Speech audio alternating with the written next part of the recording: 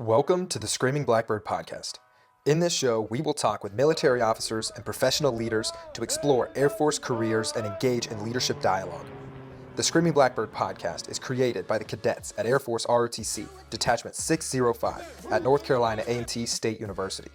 The contents of this show are for educational and entertainment purposes only. They do not contain any official information nor opinions of Air Force ROTC or North Carolina A&T State University. Appreciate you guys. See ya. See ya.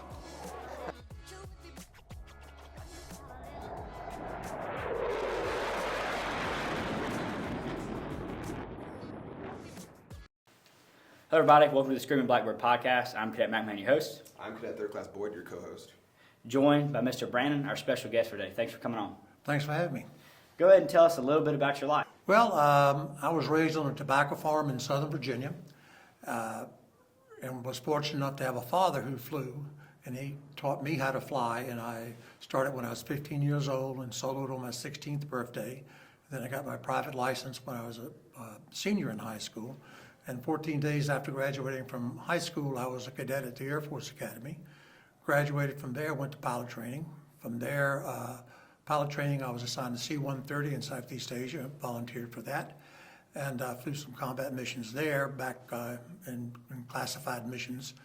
And from there, I came back stateside, stayed in the Air Force, flew in the active duty and reserves, but separated from the Air Force because of all that I was flying. I got hired by an airline, National Airlines, and was gone all the time there, and then in the reserves, being gone all the time there, I was never home. It was two almost full-time jobs. So I resigned from the Air Force, decided that National was a great airline, but that it merged with Pan American World Airways, which is most people haven't heard of now. You know, young fellas haven't heard about it, but it was the dominant international carrier for the United States back during the days of highly regulated air travel. But Pan Am, unfortunately, couldn't survive in a deregulated environment, and that was pretty obvious after I observed them for a short time, and decided to quit there and came to work with Piedmont Airlines. And that was a great airline. The Davises started it, Mr. Tom Davis started it, and was just a class act. And it was really a lot of fun, but realizing how precarious the airline business was, I decided I needed to have another skill. And so I went to law school, started law school in my first year at Piedmont, and was fortunate enough to have a lot of people help me. I went to law school full-time, graduated, and then I got to practice aviation law and fly for the airlines. I got my bar license and my checked out as captain within just a few months of each other. So I worked out really quite well. And I flew with Piedmont, enjoyed every minute of it. US Air came along, things didn't go so well there. They're kind of like Pan Am. And they went bankrupt not once, but twice. So I decided that after about 25 years, I'd enjoyed about as much as I could stand of US Air. It was a bad time for the airlines. All the airlines were going broke. Every major airline went broke, except for Southwest, went bankrupt. And they were just not a good time, let's just put it that way. And so then I decided I'd practice law, and I continued to practice aviation law until I am pretty much semi-retired, although I'm still licensed a lawyer and pilot, of course. And I want to emphasize to the audience that I'm not giving legal advice here, but I'm just giving my opinions. You have to have your own, you have to establish attorney-client privilege, and each case is different, and so please don't anyone interpret this as legal advice. Sir, awesome career you've got. Go and get us started, Cadet Boyd. Yeah, so you said you had the opportunity to fly both military and civilian. So could you tell us about some of the changes that you've seen over the past 59 years? Well, it's kind of 59 years is a long time. It's changed dramatically. Even the names of the airspace has changed. There used to be class B airspace used to be called TCA, terminal control areas. It had radar advisory areas and things of that nature. And that obviously has changed. The technology is night and day, although, believe it or not, the same Bonanza that you flew that was available in 1965 when I started flying is the same Bonanza you fly today. If you buy a new one, you're still buying the same technology. The airframes haven't changed. The electronics have changed, but it's still the same type certificate. the airlines have got, both the airlines, and they've learned from each other. The military and the airlines, they're symbiotic. They learn from each other. One finds something out, and safety is a paramount consideration, even among the airlines. Airlines that compete, they're brutally competitive commercially, but they're not competitive at all when it comes to safety, and that's the common goal for aviation.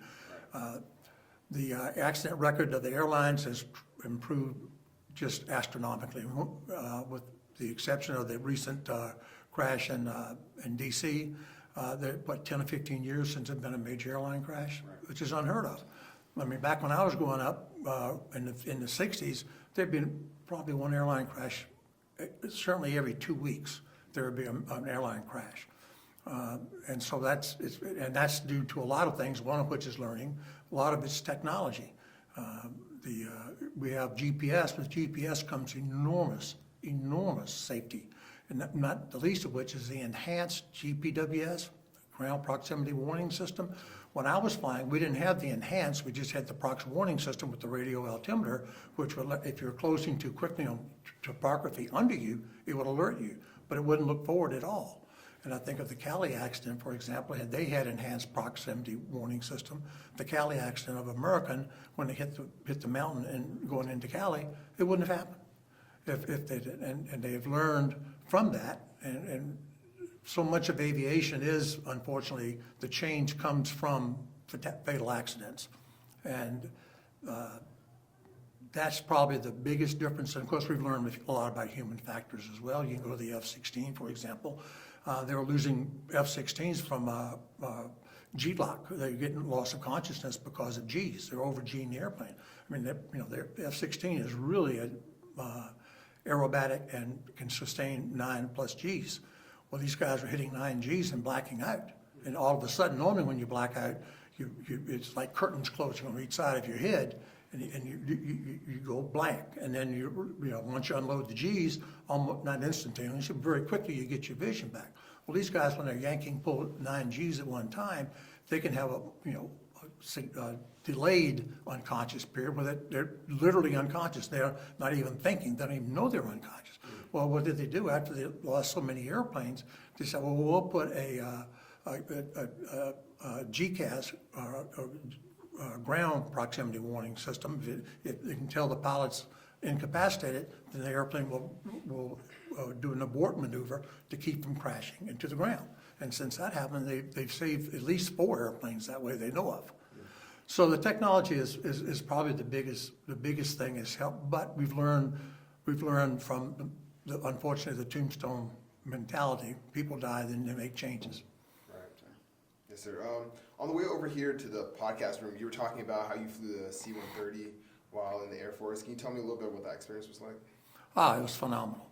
That the 130s called the Hercules, or we used to call them trash haulers, because if you're really important, you flew on a 141 back then, now the C-17, because the C-130 is only about, the new ones now, I flew the E models.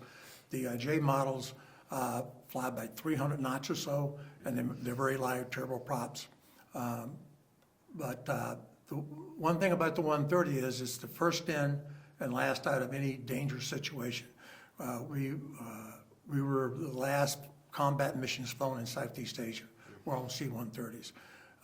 When there was a blizzard up in the Northeast and I was in the reserves, they sent 130s in to help bring in equipment, because the 141s were not tactical airplanes, they were strategic airplanes. And what I learned later was tactical is a synonym for expendable, and strategic is non-expendable. Which is kind of disconcerting, because the guys flying the 141s were getting paid exactly the same thing I was getting paid to fly combat missions. But the 141s were a great airplane. Those crews were great too. I'm not diminishing them at all. The 130, little people don't think about it, but it has the highest firepower of any airplane in the inventory. The AC-130, it's a lethal machine. Right. It used to drop the largest bomb in the inventory, but now that they've come up with the MOAB, the mother of all bombs, is a euphemism for it. We used to could drop daisy cutters, and the daisy cutter was designed for Vietnam, because they needed helicopter landing zones, and the jungle was so ubiquitous that the helicopters couldn't land.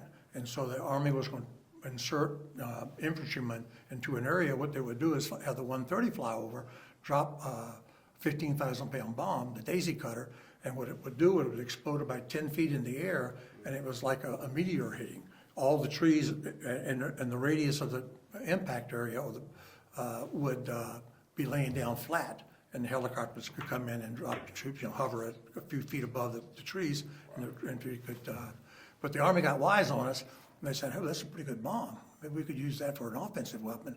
So then they started calling in, quote, we need a helicopter landing zone, when actually the enemy was there, and we're using it as a bomber. And of course, the Air Force didn't take too long to figure that out, and they had a meeting of the minds to make it strictly for helicopter landing zones.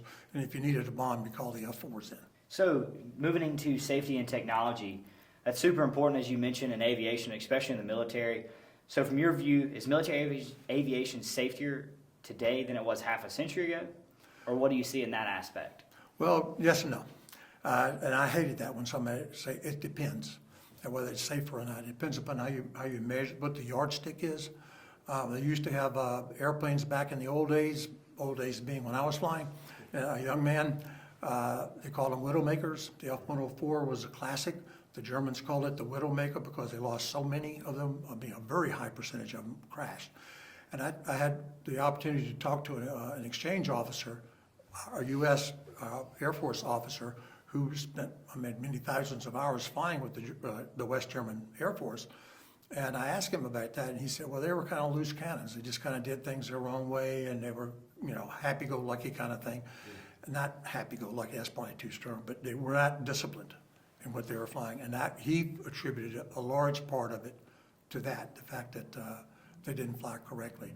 I remember when I was flying 130s, and we heard about the people at MAC. We were at TAC at the time. At MAC, who were the Tactical Air Command versus Military Air Command, the MAC was starting to standardize their procedures, which meant a crew from one base could go to another base and actually fly. You could swap people in and out because they did everything the same way. And we went, boy, that sounds strange. Wonder how that works. Well, that is now a mandate that everything be standardized and done correctly, both in the airlines and in the Air Force. And as a result, in safety, the safety record has improved dramatically. MAC was flying airplanes into the ground, 141s into the ground, because they were not standard, people not paying attention, not doing what they were supposed to do. And they cracked down on that and said, by gosh, if you can fly our airplanes, you can fly them just like we want them to, and it's going to come down from on high. This is how you're going to fly the airplane. Right. And that standardization is a giant step towards safety. There's the Swiss cheese model, they call it, of safety. If you think of a brick of Swiss cheese, has holes in it, but the holes don't line up. And you have all these barriers in place to prevent accidents, stop the chain of events. And the first chain of events is standardization. That way, if you're doing something the wrong way, your fellow pilot, the one in the right seat, or your wingman knows it, right? We're not supposed to be doing it that way. We're supposed to be doing it this way, and can bring it to your attention, because nobody wants to die, but carelessness will bite you. It will kill you. Yes, sir. And then a whole lot of people in today's age attribute to the safety that we have in technology. So which technology with advances have most transformed how we fly and fight in the skies? And also, how do we balance this cutting-edge technology that we have in planes now and aviation with the human element? And is that are we becoming too reliant on that information? Well, there's a real question about that. The technology is so good now that it works. The technology just flat works. The first time you shoot a Cat 3B approach, when you don't see the runway until the nose gear touches down on the center line, and you see the center line lights, and you only see about 50 feet in front of you, you don't realize how much you really depend on that technology. But it does work. We can airline airliners now, and the crew sees. I've landed in Frankfurt, and the first time I saw the runway in an Airbus 330 was when the nose gear touched down. I remember everybody thinking that, well, we sure hope this technology does work, because if it doesn't, we're dead. But it does. And so the stealth, we don't have put stealth for fighters going in. I remember the F-117s when they first went into Baghdad during Desert Storm 1. They were walking out saying, because it's never been tested. That's the stealth technology in a combat environment. And that was a comment of a lot of the crews walking out to the airplane, to their fellow pilots, is we really hope it works. And of course it did. But the GPS has made things that so much safer, enhanced GPS. The world is pretty much, the topography of the world is put into databases. So you never should, if you're flying a low level, you should never fly into a hill or a mountain. It'll alert you ahead of time. That, the GPWS, the enhanced GPWS, which is forward-looking, and then you have radar, of course, which has gotten much, much better.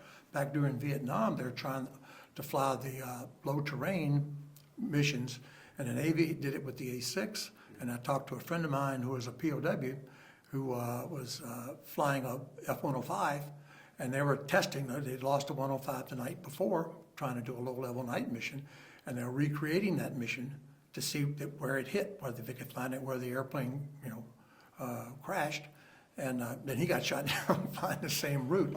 So they don't. But I mean, that was cutting edge technology then, and he died, right? The cutting edge technology now doesn't fail. It is reliable, and the scary thing about it, from an aviator standpoint, from you guys' standpoint, is how long do we need pilots? I had dinner some time ago with the head of the Naval Flight Training at Annapolis, and he made the comment that the last naval fighter pilot has been born, and that was 10 or 15 years ago. But they're designing single seat, not single seat, no seat drones. They just recently announced the prototypes that they're working on to basically replace fighter pilots. And the pilot, the weak link is the pilot. But the technology will work, and it works the same way every time. It's physics, right? We humans are much more flexible than technology because we can think and act, but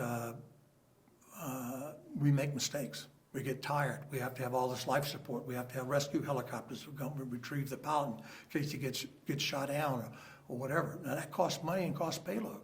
It's a less efficient machine when you put a human being in it. And so the sad part is that we're well on our way to being replaced by technology. And as an aside on that is, Airbus and Boeing have two different philosophies on technology. Airbus says the technology is supreme, and Boeing says the pilot's supreme. And Boeing can override the technology, but when everything is working right with the Airbus, you can't override the technology. It's in charge. So, I mean, the world is changing, technology is changing, is getting better and better and better, and people are becoming less and less important. I mean, think about driving a car.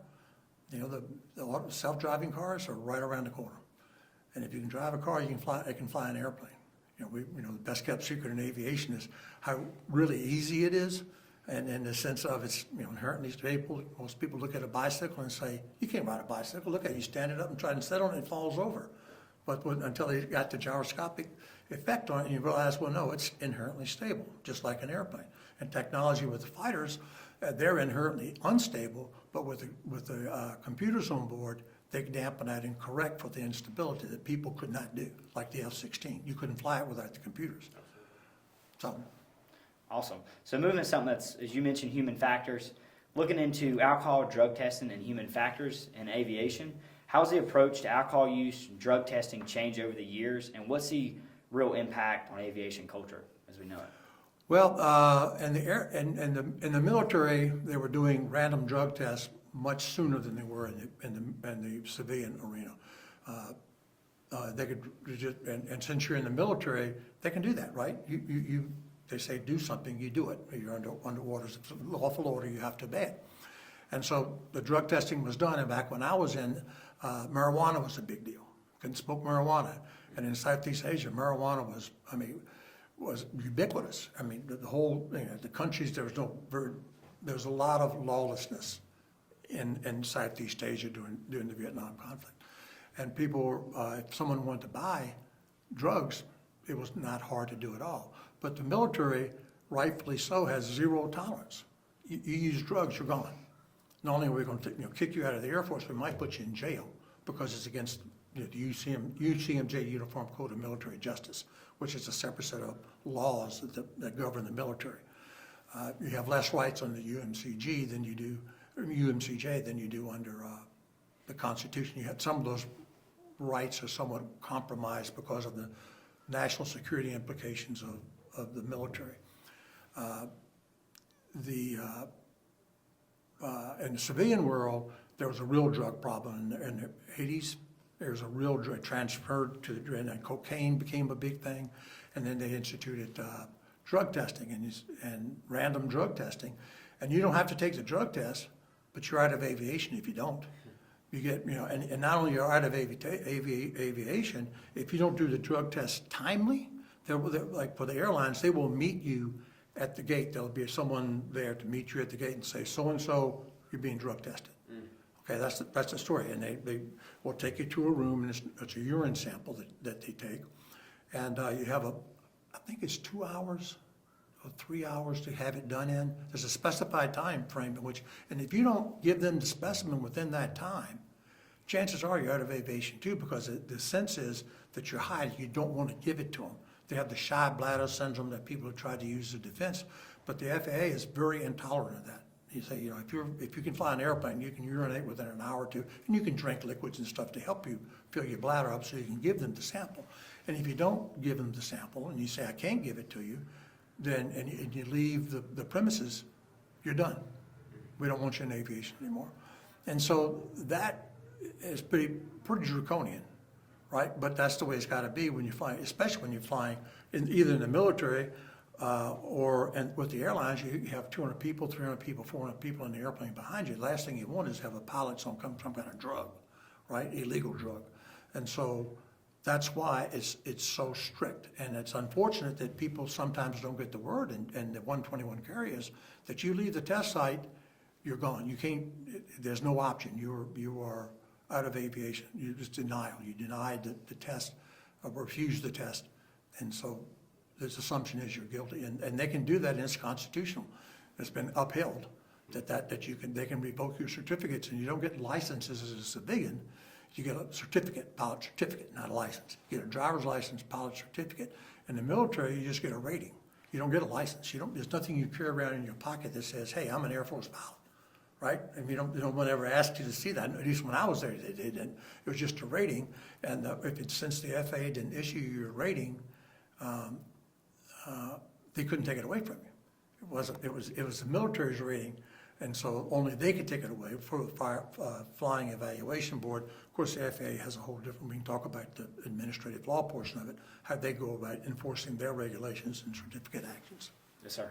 And then moving over, as we all know, looking at accidents and stuff like that, human factors are a huge cause and a very involved with the accidents that we have. Are we doing enough currently within aviation to address fatigue, stress, and mental health issues among pilots and air crews?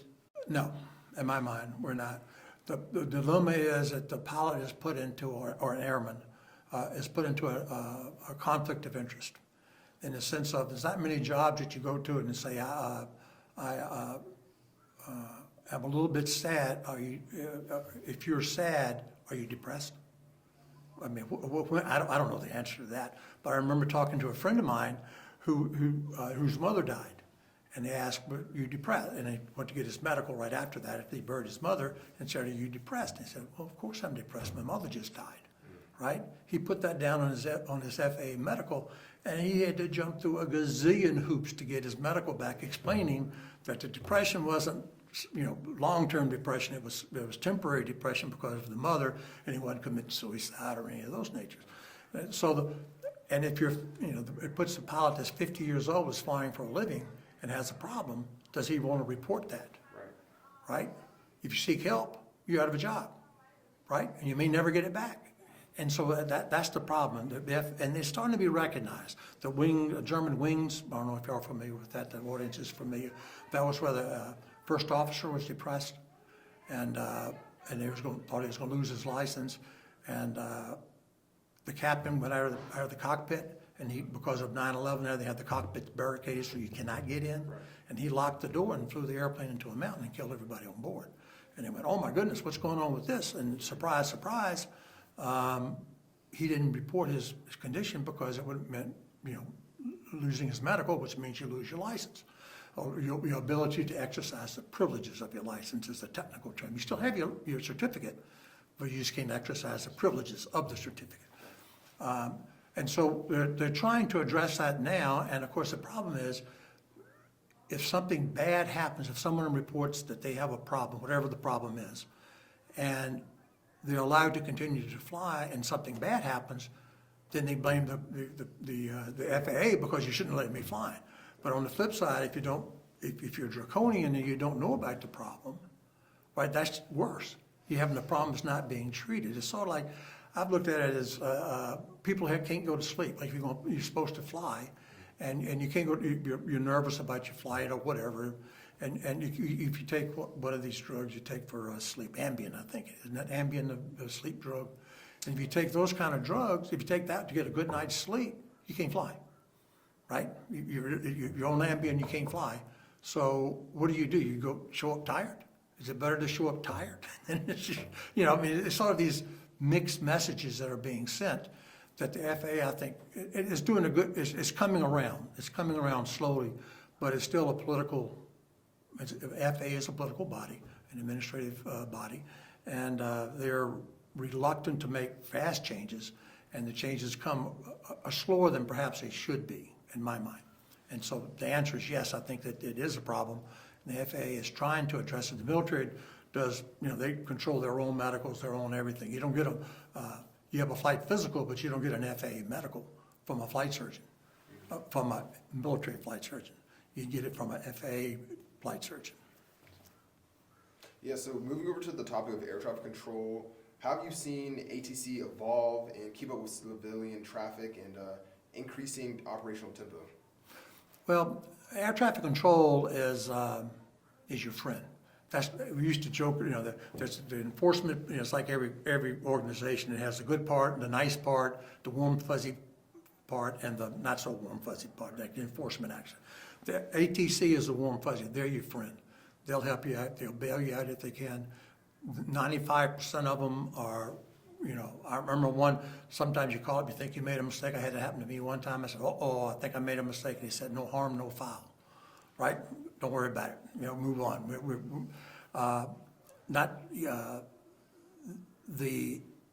But the data-driven FAA today wants data on everything that happens. And that's important as long as they don't try to hang the airman with it, right? Or the FAA controller with it. The ATC will bail you out if you get lost. What is the old adage? If you have an emergency, climb, call, confess, right? Climb, get up to altitude so you have VHF transmission, call the ATC and say, I'm lost, right? I need help. And they'll help you. But they truly are good people. I have a great affection for them. They have a difficult job. It's a great job, by the way, those who want to get into it. I mean, where else can you retire at 55, right? And get paid a couple $100,000 a year, have government security, but you do have to have a medical. You have to have a medical to be an air traffic controller. And you're at home every night. One of the things that I find, you're not home. ATC is broken up into, there's FAA ATC and then there's military ATC. FAA ATC controls almost everything except Air Force approach controls, and Navy protection river has its own military. Seymour Johnson Air Base has its own military controllers, and they're good guys. The difference is you get a military controller, you're getting a young person, right? You get an air traffic FAA controller, you may be getting a guy who's 50 years old, right? Very, very few people, and you like flying. Same thing with piloting. When you fly, an airline captain can be 50, 60, 65 years old. Well, if you're in the military, most people retire after 20 years. So if you spend 20 years and go in at 21, at 41, you're gone, right? So the same thing. The military is young. Generally, air carrier transportation is much older. The mechanics are much older. Everybody's much older on average than the military, because we want young, strong people in the military who can adapt and live in any environment, right, and go to war.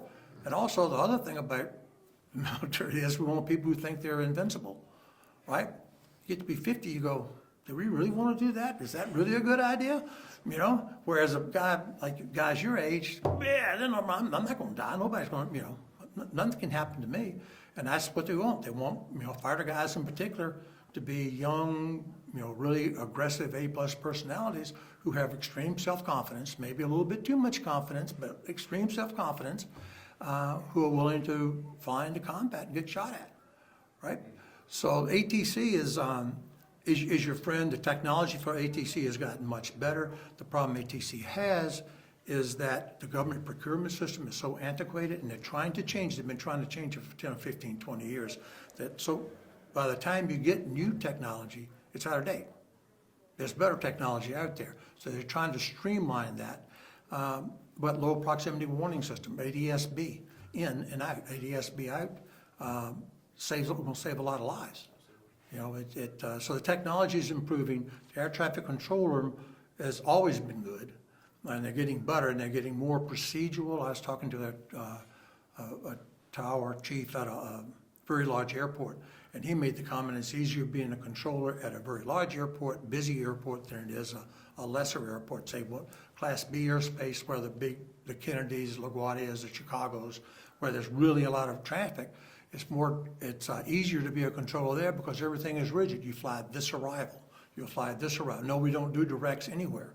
Whereas if you go into, say, somewhere like Greensboro and you ask for direct, they're not so busy, they may give it to you, but there's room for error when you deviate from a prescribed, you know, arrival pattern. You know, like you go into Frankfurt, Germany, you're going to be put on arrival way out, maybe 100 miles out. Going to LA, over 100 miles out, they'll put you on an arrival, and you fly the whole arrival. And they know exactly they can kind of forget about you. They don't. But I mean, you know, you can fly the arrival, right? They don't have to say turn here, turn here, turn here. Whereas at Greensboro, they don't have as many arrivals, and they're more flexible. And that flexibility comes... Room for error. Room for error, exactly. Absolutely. Yes, sir. And then moving into, I think we've mentioned a lot is regarding medical stuff. So looking at the legal, medical, and administrative law, how do medical waivers work now compared to previous decades, and are they helping or hindering air crews' careers when it involves the waiver process? Well, when it comes to the military, the needs of the military, right? It depends upon if they're it's sort of like flying restrictions. How many hours can you fly? The military has no limit on the hours you can fly, and what they have is what they call go pills. When they have guys that are flying, like during the Middle East thing, airlifts, they're flying so much and so long, they just get, which is basically speed, keeps you awake, keeps you alert. You couldn't take that as a civilian. It's against the law to fly and take those pills, but the military can do that because they need the needs of the service, right? Just national security, you got to get things done. So the waiver process is determined by people who make informed decisions. Is it still relatively safe? What are we compromising in safety if we give a waiver? And when it comes to medical waivers, it used to be much more draconian on the civilian side, whereas once you had a heart attack, you never fly again. If you had bypass surgery, you never fly again. If you had diabetes, you're never going to fly. Now the FAA realizes that they can safely give waivers under certain conditions. And you have to jump through hoops to get the waiver, right? They just don't normally just give it from the get-go. You have to demonstrate that you're still a safe, competent airman. But once you've done that, they'll give it to you. Whereas back when I was flying in the 60s, you're done. Don't even talk to us. If you had a heart attack, goodbye. The military does the similar. Well, it's interesting. For pilot training, they have sight visions, for example, and once you're in pilot training, at least when I was there, you can go almost legally blind as long as you can have it corrected to 20/20. You're good to go. But why can't I go to pilot training if I'm, if as long as I can correct it? And you say, well, we have enough people. We don't have to have correction. So why would we get people who have to have correction, right? So it has to do with the needs of the service and the military, and the FAA is just concerned about safety. That's their mandate, is safety. And if you have a need of a waiver and you think they're not giving it to you when you deserve it, you have to get into the administrative law portion, which we can talk about a little in greater detail. But that's a morass, and that's one of the things that's just changed with the Supreme Court ruling a couple of years ago. We can talk about that in a separate topic if you like. Gotcha. And we'll jump right into that now. So when aviators get in legal trouble, how does the administrative law help shape their careers and their futures in the industry? Well, administrative law is different. Let's put it that way. Generally speaking, if you have the Constitution says if there's a dispute of over $50 or $100, you have a right to a jury trial. Okay, if I sue you for some reason and it's more than 50, I forget the dollar, it's de minimis. Virtually, back then it was a lot, but not now, right? I have a right, if I'm suing you, I can demand a jury trial and I get to have a jury trial. But if the FAA comes after my certificate, there is no property interest in an airman certificate. There's no property interest in your airman, your pilot rating as a military pilot. You have no property interest, right? They give it to you, they take it away. So the FAA, the administrative process is set up, it really grew during the 30s, the administrative process. And what Congress said, we don't know how to fly airplanes. We don't want to get into the business of saying what a pilot can do and can't do. And what we do is we tell the FAA, we create administrative agencies under the Administrative Procedure Act. There is how the administrative agencies have to operate. And the FAA, Federal Aviation Administrative Agency, is administrative, right? And that's how it operates. It controls, and they can't criminally violate you for anything. Okay, they can't bring those charges. All they can do is administrative. If they're going to go after you criminally, they have to go to the Justice Department, and the Justice Department decides to go out whether to prosecute someone criminally. But they go after you administratively, and that means you don't get it's a federal judiciary that's trying you, but it's not what they call an Article III judge. It's not a federal district judge who's approved by Congress. Right, the Senate has to approve federal judges, but you go before an administrative law judge, okay? And the standard of proof is not beyond a reasonable doubt, like in a criminal, it's more probable than not, right? 51%, right? It's 51% chance you're guilty and 49% chance you're guilty. Kind of scary, isn't it? And you don't get to a jury. It's one person. They have 4 administrative law judges that operate in the civilian arena. The military has flight evaluations boards, which I'll talk about in a minute. But the administrative civilian control is you get to have a hearing. Anybody can represent you can have anyone you want to represent you in the hearing. It doesn't have to be a lawyer. It can be anyone. And they use the federal rules of evidence as a guide, and really the NTSB has adopted the federal rules of evidence. It used to be hearsay was allowed in federal proceedings and administrative proceedings. Now they don't allow that anymore. But each side, the FAA will have a lawyer. Hopefully you have a lawyer who knows what's going on. It's very timely. Their rules are very strict. They're the rules of court, if you want to call it that. If you're one day late in filing an appeal, you're done. There's no mercy unless you have good cause. And I've not ever seen, I think maybe twice or 3 times have I seen good cause. And that was like if you're comatose in a hospital. That may be called. The fact that your lawyer gave you bad advice, too bad. The fact that you didn't know, too bad. So that's why you want to have a lawyer who really knows what they're doing in an administrative hearing. You argue your case to the administrative law judge. The FAA has its lawyer prosecuting you and you're defending. And then at the end of the hearing, the administrative law judge will give their ruling. And the administrative law judge determines the facts. The facts are generally the trier of fact. That's the jury. I mean, the jury in a civilian case, or in a normal civil case, or in the administrative process, that's the judge. The administrative law judge determines the fact. Credibility. Was this witness credible? I find this witness credible. I find this witness to be non-credible. And those findings of fact are normally sacrosanct. But if whichever way he decides, either side can appeal. FAA can appeal. The FAA can appeal. The airman can appeal and the FAA can appeal. And then it goes up to the NTSB. The NTSB is a 5-member board of the National Transportation Safety Board, which is an independent agency. It used to be part of the FAA or the Department of Transportation. They segregated it out, so it's totally independent because there was a conflict of interest. NTSB of the FAA is part of the Department of Transportation, and you have judges that are part of, that there was a conflict there. So they're totally independent. You go to the NTSB, it's 5 members. Those 5 members, only 3 of them have to be technically, which means technically in the sense of science, technical, competent. Okay, the other 2 can be just anybody the president wants to appoint, and they're approved by the Senate. They will decide whether the NTSB judge decided correctly. And if you don't like what they say, then you can go to a federal district court and have it tried there or the Court of Appeals. And that's probably more than you wanted to know. But the bottom line is like most prosecutions in criminal, the FAA decides what it wants to prosecute, what it doesn't want to prosecute, so they have a very high success rate. They take the clear winners, right? And the administrative process can be, some people think can be unfair.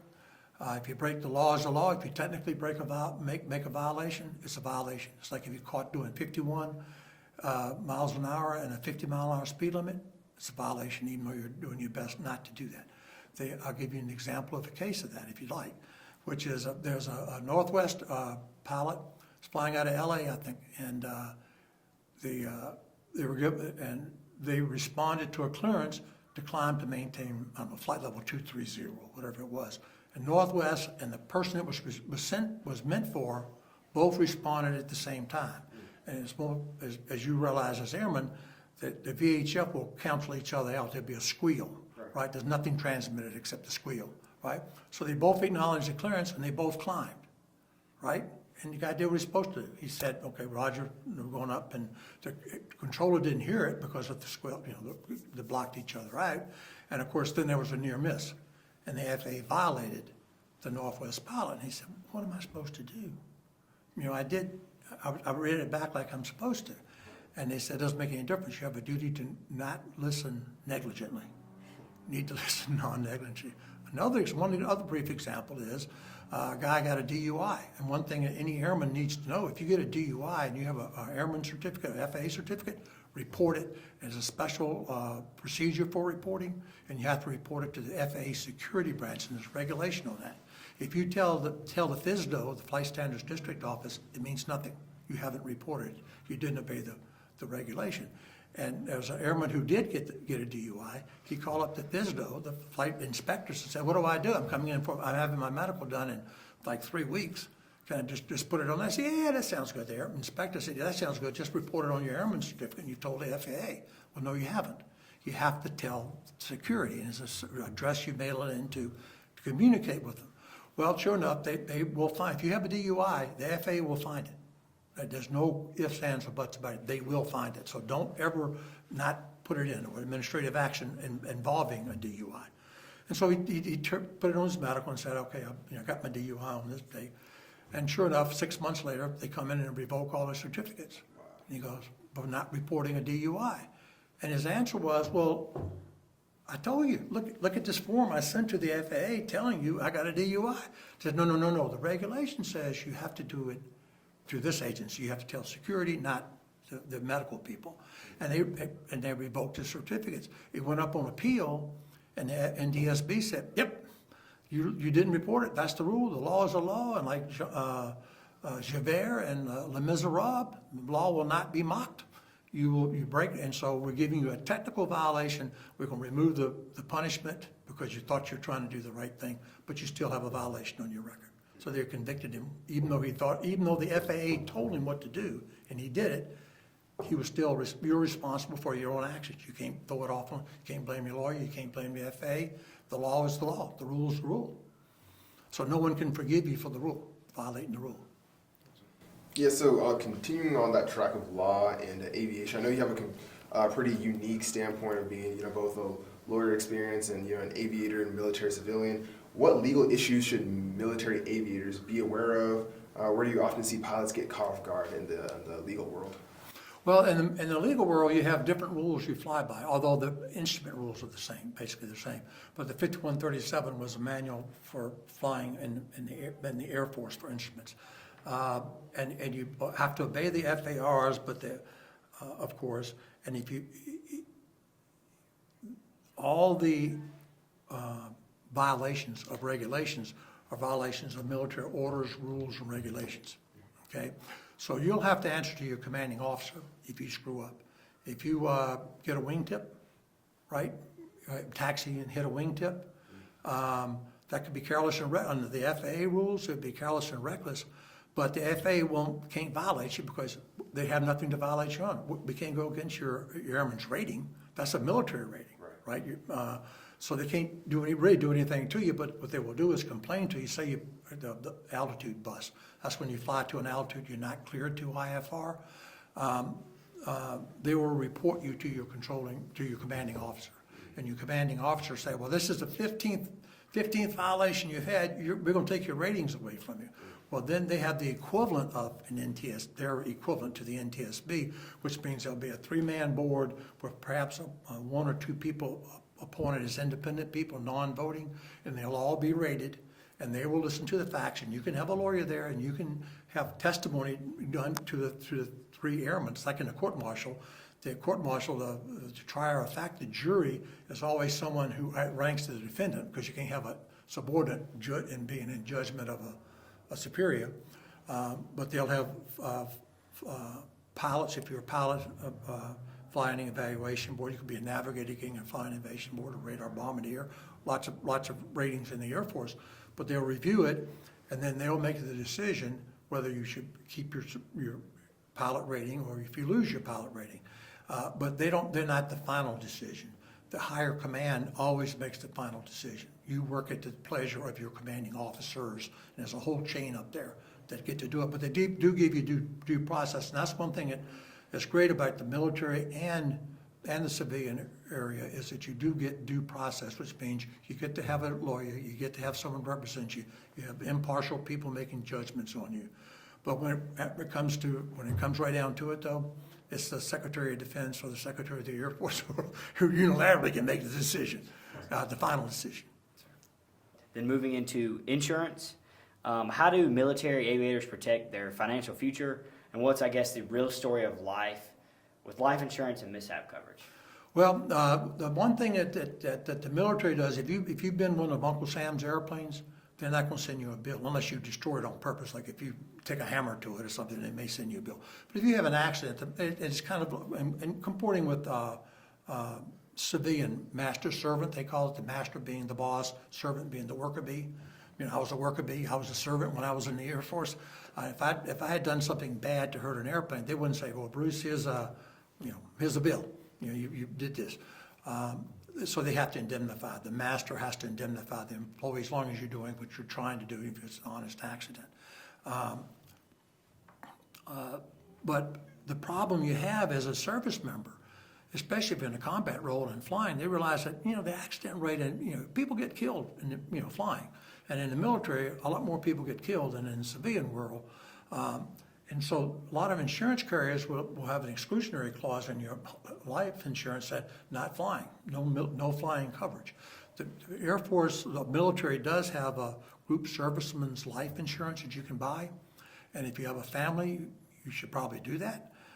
If you don't have a family, when I was a cadet, when we were all taking law at the academy, and our instructor, a major who was a lawyer, teaching the class, he said, "How many of you all signed up for serviceman group life insurance?" And we all raised our hand. And his question was, "Why?" "Well, in case we get killed." He said, "Well, who's going to lose if you get killed?"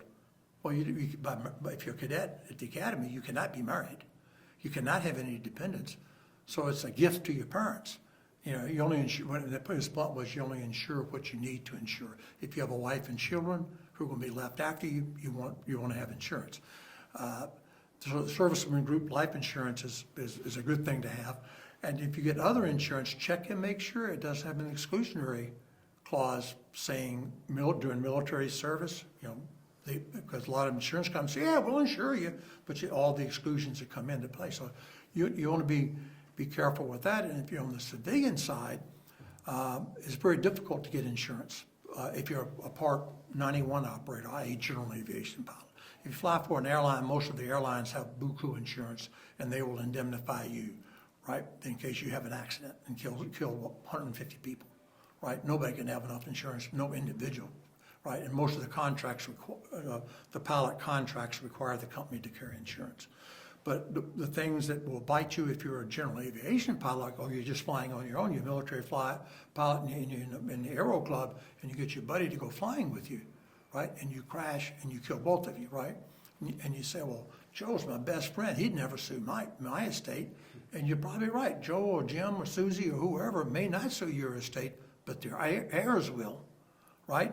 And you can have major damage. And there's an accident down here at just north of Charlotte where they settled for $19 million. Wow.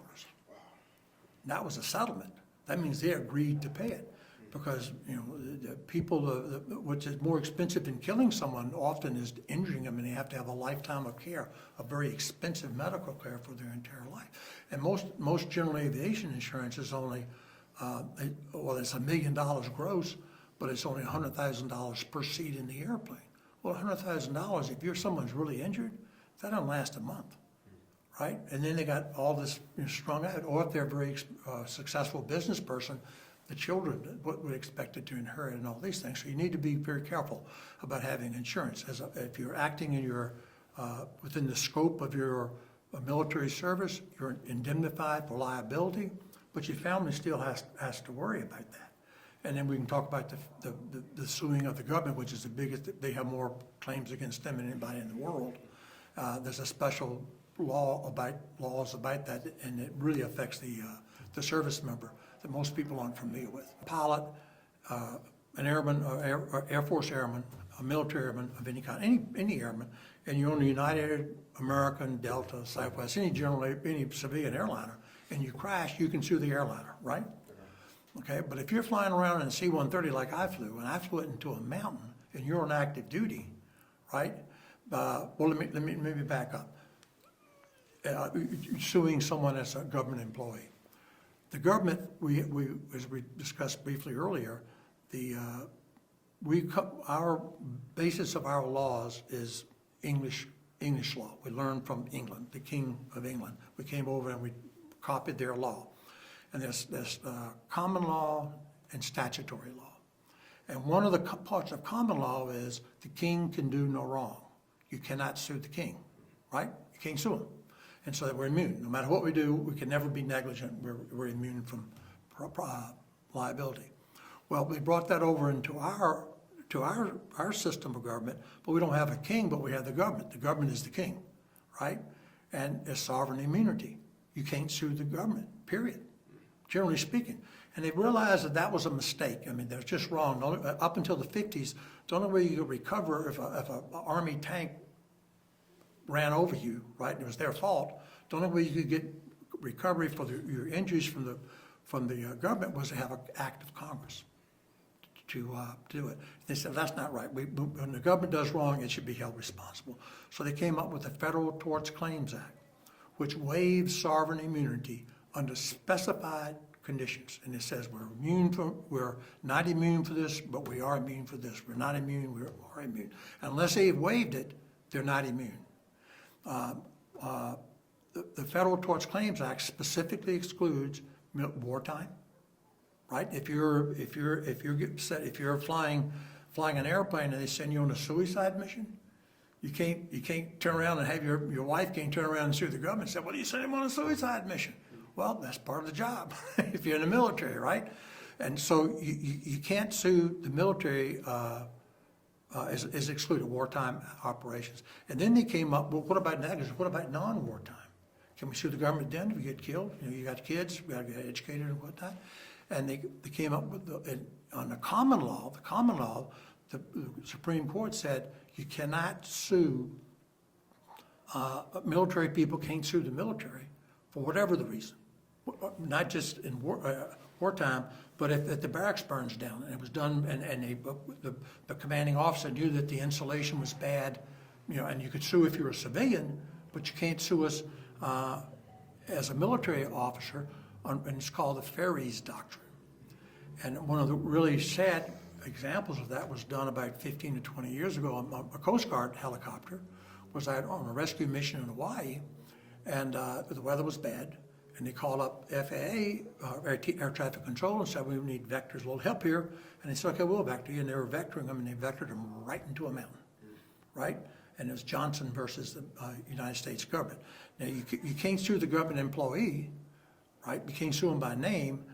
So, and if you try to, they will substitute the United States as the defendant. It's Johnson versus the United States, Joe Smith versus the United States government. They substitute the United States government as the defendant. And the Supreme Court held Lieutenant Johnson, who was Coast Guard lieutenant, could not sue the FAA because he was performing a military duty, and the FAA is part of the government, and so they're concerned about the command structure of the military. If a subordinate can sue the military, it could influence the way the military operates or the government operates, and you can't do that. And so it's very sad. Even Justice Scalia, whom you guys were too young to remember, very conservative justice, very outspoken, was incensed by this decision. But that's the way it works. The military person cannot sue his superiors or the government as long as he's being operated, the injuries occurs in normal military duties because of fear of the chain of command being affected. The other reasons, like I mentioned, were outside the United States, it doesn't work. The Federal Tort Claims Act, we had a real terrible event happen during with Iran about 25, probably 40 years ago now. We had a ship shoot down an Iranian airliner, 300 and some people on an Airbus. They mistakenly thought that the airliner was an enemy target, a hostile target, and they shot it down and killed 300 and some people. And now there's no way of recovery because there's no waiver of sovereign immunity there. But what the Congress did do was, on its own, it appropriated monies to compensate the families. So it was a one-of for that because we realized we were wrong. We shouldn't have shot it down. It was a mistake. So it's a sticky wicket, as the British say, when you're dealing with it, and it's a jurisdictional issue, and you really get in trouble if you don't follow the Federal Tort Claim Act exactly as it has to be filed and prosecuted. And the other thing is you never get to a judge under the Federal Tort, get to a jury. You never get to a jury. You'll have a federal judge in federal court, and a federal judge will make the decision, not a jury. So wrapping it up, thanks for all the information. Kind of as a last question, what advice would you have for anyone who wants to become a professional officer, whether that be a pilot, military, or even civilian? Well, I would encourage everyone to do it. The military is one of the best kept, unfortunately today, best kept secrets in this country, I think. You get the best training in the world. You get to do it while you're young, and you do things that no one else can do. If you're flying in the military, or even if you're not flying drones, or if you're just an officer or enlisted person in the military, you get to have experiences that no one else will have. They'll spend millions of dollars training you. The pilot training in the Air Force is beyond reproach. Navy, same way.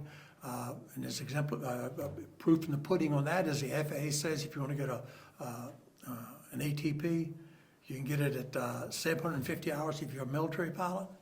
Right? But if you go to, like, say, an aviation school, you can do it at 1,000 hours, I think it is, and everybody else has to have 1,500. They recognize how superior the training is by the military, and you can take your military time and pass the FAA writtens, and they will give you they will bestow ratings on you, not giving it to you, you've earned it, ratings, if you just pass the written to make sure you understand the civilian rules as opposed to just the military rules. You got to keep your nose clean. If you want to do drugs, forget about it. Don't even think about joining the military, nor should you be in the military. The thing about the military is you're around like-minded people who you will bond with. You have a unique experience. You may go through fear, hard times. They'll send you to some God-forbidden places. It can be either dangerous or just miserable. Okay, places they'll send you to, but you bond. You get to do things that are exciting. But where else at either if you're enlisted at 18, at 38 years old, or if you're 21 when you go in, at 20 years later, at 41 years old, can you get half your base salary for the rest of your life, full medical benefits, and then you've been trained by the military to do whatever your specialty is, and you can go into a civilian role with 20 years of experience. I mean, it's just a great environment. They treat their people well. They treat you fairly. There's certain things you don't do, and they are much more unforgiving, or much less forgiving, I should say is the word. If you break the rules, but the rules are fair. I mean, they're just common sense rules. Don't do drugs. Don't get a DUI. Don't do all these things. And as society has closed in on that and become less and less tolerant of that, the military has done the same thing. And then they're somewhat on the cutting edge of making things work. And then you're doing things as a 20, 22, 24, 25-year-old in the military that people have to work 30 years to get to in a civilian career. And they trust you with that. They'll entrust you with a multi-million-dollar airplane, right? They entrust you with the lives of millions of countless people. I mean, even if, say in the Army, if you're an artillery one, well, the short round, like I remember my brother was in the Army and he was an artillery officer, and they were scared to death because they have lieutenants responsible for howitzers shooting, 20-mile, they were the safety officer, and if they were off a few degrees on the trajectory or angle, you could kill, civilians, right? And that was, they didn't like that. Neither civilians didn't, but neither did the military. And so where else can you have that kind of responsibility? To command men and women at an early age, it's great. And I would encourage everyone, even if you don't make it a career, and I didn't, but you get experiences that you can't get anywhere else. Yes, sir. Awesome. Thanks so much for joining us. Appreciate it. All right. Thank you. Thank you, sir.